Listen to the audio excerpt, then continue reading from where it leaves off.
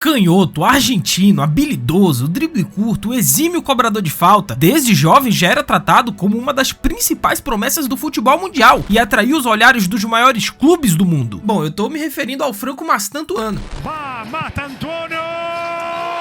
Alguns já o chamam de um novo Messi, outros o veem como o Yamal argentino. Mas fato é que o Real Madrid não só acabou de comprar uma das maiores joias do futebol sul-americano, como também adquiriu uma das maiores promessas do futebol mundial. Agora sim, os rivais vão poder dizer que o Real Madrid ganhou uma Champions graças ao Franco. Sim, Gui, como é que é esse moleque? Sabe de onde ele surgiu? Quem é esse tal de Mastantuono aí? Será que é esse hype todo mesmo? Como ele joga? Será que ele vai roubar a vaga do Rodrigo? Porque ele joga pela direita. Mas e o Arda Güler? Como é que entra na equação? E o Xabi Alonso? Pois é, meus amigos, vocês pediram nos comentários do vídeo anterior e no vídeo de hoje a gente vai mergulhar a fundo nessa joia que acabou de chegar do River Plate, Franco Mastantuono, e o porquê o Real Madrid está apostando tão alto nele.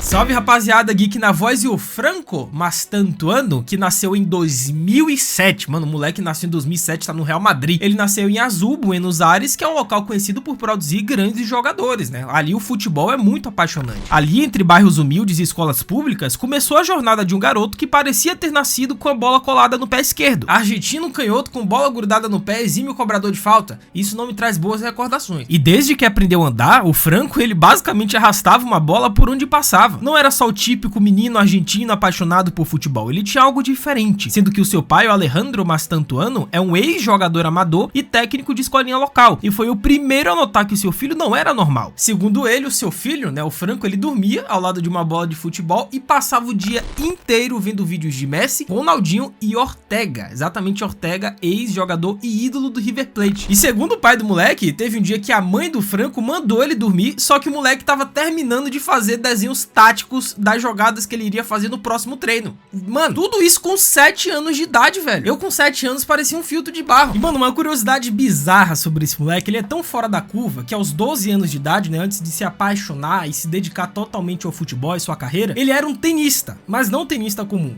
Na categoria sub-12, ele chegou a pegar o ranking top 3 da Argentina. Mano, esse moleque é fora da curva, velho. Então o Franco foi crescendo e com apenas 8 anos, já circulavam vídeos caseiros nas suas redes sociais, driblando 5, 6 jogadores, marcando golaços, dando passes inacreditáveis. Esses vídeos chegaram aos olheiros do River Plate, que já tinham um histórico de descobrir joias como Julián Álvares e o Ezequiel Palacios. E com 9 anos, o convite chegou e o Franco seria levado a Buenos Aires para integrar as categorias de base do River Plate. Um salto gigantesco para qualquer menino, ainda mais vindo do interior. E aí teve toda essa questão de adaptação da família dele, e aí ele foi para muito distante, teve que desapegar dos amigos, da escola, do bairro que ele morava, das pessoas. Mano, pra um moleque de 9 anos ter que largar tudo isso é muito difícil. Quer dizer, difícil não, difícil é a vida do santista e vascaíno hoje em dia. Tá, eu prometo que vou parar de zoar o Vasco nesse canal, só porque o Josão tá dando uma moral pra nós aí. E nos primeiros treinos na base do River Plate, os técnicos ficaram boquiabertos. Franco não era só um garoto talentoso, ele parecia um veterano em corpo de criança. Enquanto outros tentavam mostrar habilidades com jogadas plásticas, Mastantuono fazia o simples, mas com perfeição. Ele dominava com o pé de apoio, ele dava passes de primeira, acelerava na hora certa, e quando ele precisava improvisar, ele fazia isso com muita naturalidade. Nem parecia que ele tava forçando um drible, era tão natural pra ele aquele tipo de jogada, e é por isso que vem as comparações que eu acho exageradas com o Lionel Messi. Mas daqui a pouquinho a gente fala sobre essas comparações aí. Sendo que o Franco, ele também tinha um canal no YouTube, tá? Quando ele era mais novo, ele postava lá os vídeos dele, com os lances dele, os dribles, os momentos que mais chamavam a atenção da galera e tal. Eu também tinha um canal quando eu era criança de futebol, mas o Real Madrid nunca me procurou. E nas categorias de base, ele já era o cérebro do time, ele já demonstrava uma coisa rara entre os jogadores profissionais, que era a tomada de decisão. Ele não era egoísta, ele não prendia a bola e entendia a mecânica do jogo como um adulto. E é nesse ponto também que cabe algumas comparações, embora eu também ache exageradas, com o Lamine Yamal, porque o Yamal com 16, 17 anos, ele já tinha uma tomada de decisão, para além do drible, para além dos golaços que ele já fazia, a tomada de decisão dele parecia de um profissional de 30 anos. E essa combinação de talento nato, obsessão pelo detalhe e estrutura familiar que o apoiava, formaram o que muitos no River passaram a chamar de El Pibo Distinto, ou o menino diferente. E eu gastei todo o meu espanhol aqui agora. E não era só marketing não, tá? Aos 14 anos, o Franco Mastantuano, ele já estava sendo observado por gigantes da Europa, como Barcelona, Manchester City e PSG. Tudo bem que esses dois últimos não são lá muito gigantes, né? Mas, cara, você ser monitorado pelo Barcelona aos 14 anos de idade, pelo amor de Deus. Eu não vou nem dizer o que eu tava fazendo com 14 anos. E apesar de ser um garoto apaixonado pelo River Plate, mas obviamente o sonho de infância do Franco Mastantuano, isso confirmado por diversas fontes, sempre foi jogar em outro clube que veste branco. Mas daqui a pouquinho a gente chega lá. Pois o Franco, inicialmente, ele sempre teve um objetivo em mente, que era estrear pelo River Plate. O seu sonho era entrar no Monumental lotado, vestindo a camisa do River, e ele iria conseguir. Só que o divisor de águas para o Franco veio justamente entre 2022 e 2023, mais ou menos, quando ele passou a disputar torneios sub-17 com garotos que eram 2 anos mais velhos do que ele. Ele tinha 14, 15 e os moleques já tinham 17. E ainda assim o Franco, ele era o destaque de todos os times. O seu desempenho no torneio do Juvenis chamou a atenção não só da imprensa argentina, mas também de olheiros do mundo inteiro, velho. Porém, foi em 2024 que o nome Mastantuano simplesmente explodiu pra todo mundo, porque aos 16 anos de idade, o moleque simplesmente estreou como profissional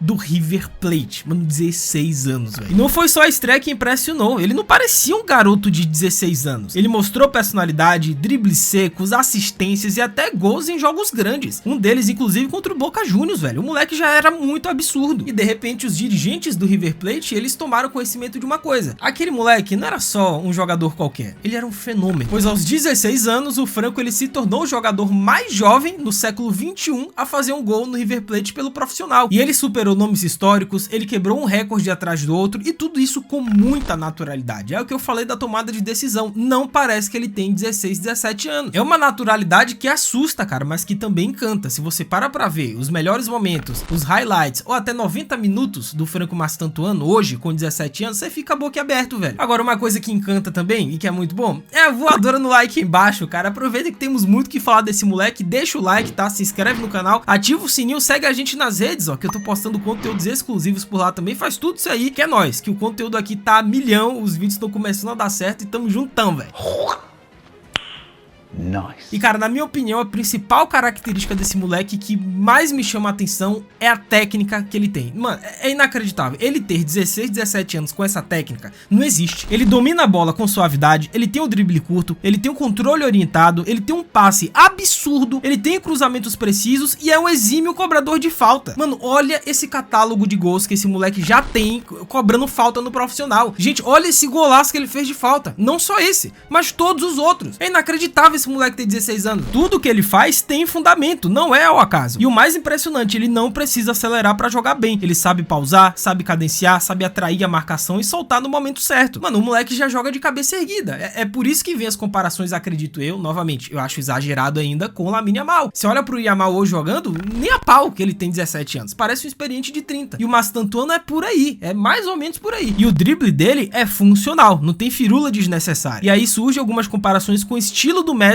quando ele tinha 16, 17 anos também, que era essa explosão curta, a mudança de direção imprevisível e uma finalização absurda. Novamente repito, eu acho exagerado comparar ele com o Messi ou até com o Lamine Yamal, mas a galera lá na Argentina já tá morrendo de amores por ele. Mas vocês acham que essas comparações fazem sentido dado o devido contexto? Ou então é um completo exagero da galera? Comentem embaixo as opiniões de vocês. E em espaços reduzidos, ele se destaca como verdadeiro malabarista. Ele escapa de 3 ou 4 marcadores com movimentos simples e muito eficazes, velho. Só que não é só com a bola nos pés que esse moleque ele brilha, né? O que já vem chamando a atenção de muitos treinadores e dos dirigentes do River Plate é a visão de jogo que o Franco tem aos 16, 17 anos, que não é normal. Isso daí não é normal. Cara, ele enxerga linhas de passe onde ninguém vê. Ele tem o dom de antecipar o que vai acontecer, velho. Ele se posiciona bem entre linhas, ele ataca os espaços certos, ele recua pra organizar quando necessário, ele parece sempre um passo à frente de todo mundo. E ainda é extremamente versátil, né? Um moleque com 16, 17 anos já pode jogar na ponta, pode jogar de segundo atacante, pode até de falso 9, pode jogar como meia armador, volta e meia você vê ele lá atrás organizando o jogo como se fosse um volante. Então assim, a leitura que ele tem, o mapeamento de campo que ele tem, não é nem a pau de um moleque de 16, 17 anos. Ele tá muito à frente nesse quesito. Sendo que ele não se esconde do jogo, ele chama a responsabilidade, ele participa de todas as fases do campo, inicia a construção, aparece para receber, ele dá a última bola, ele finaliza. Mano, ele é um gerador de jogadas em todos os setores ofensivos. E outro traço também do Mastantuano Mastantuano, que também gera comparações um pouco exageradas, novamente, com o Lamine Yamal, é a sua personalidade. O moleque tem muita personalidade, mano. Velho, ele não se intimida com a torcida rival, ele não se intimida com o estádio cheio, não se intimida com jogadores 10, 15 anos mais velhos marcando ele. Não, ele parte pra cima e faz tudo, velho. Na sua estreia pelo River Plate, por exemplo, ele pediu a bola com personalidade, ele driblou marcadores, ele deu passes arriscados e quase fez um golaço. E nas categorias de base do River, ele deitava. Assim, ele sobrava, mas com muita margem de diferença em relação aos demais. As categorias sub-15, sub-17, sub-20, só dava ele, velho. Cara, só nas divisões de base que a gente tem registrado,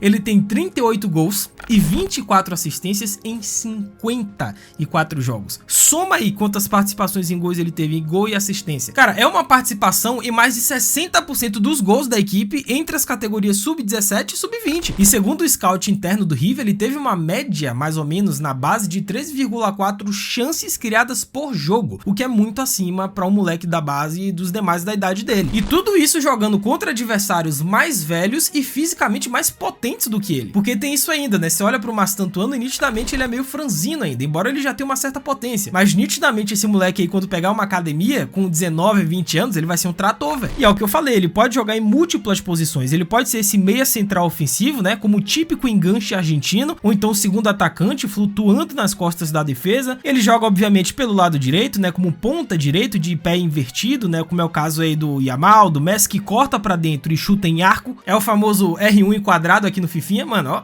em curva. E essa versatilidade tática permite que ele seja uma peça coringa, né? Capaz de se encaixar em diversos sistemas. E isso torna a sua adaptação ao futebol europeu muito mais tranquila, especialmente em clubes com elencos cheios de estrelas, onde saber se movimentar entre funções é vital. E não à toa que muitos jornalistas, figurões importantes do futebol argentino já estão comparando ele, dado as devidas proporções, com Messi e Yamal. Não apenas pela nacionalidade e pela precocidade, mas pelo estilo de jogo. Ele tem a canhota mágica, a capacidade de decidir jogos aos 16 anos e um comportamento tático avançado, velho. Com Messi, ele se assemelha no perfil de jogador pensante e decisivo. Já com Yamal, a comparação vem da rapidez com que se adaptou ao profissional e do impacto direto nas partidas, mesmo sendo tão jovem. Sendo que o Pablo Sorin, o Aimar, é o que eu falei, vários jornalistas, figurões muito importantes do futebol argentino já estão declarando esse menino como especial, algo diferente para ficar de olho. Então tudo isso, a técnica apurada, a inteligência de jogo, a frieza sob pressão, os números impressionantes, o impacto emocional, tudo isso ajuda a explicar porque o Franco Mastantuano já é tratado como um fenômeno real e não apenas uma promessa inflada. E o Real Madrid, que é um time que nesses últimos anos ele tem caçado talentos, né, jovens sul-americanos no Brasil,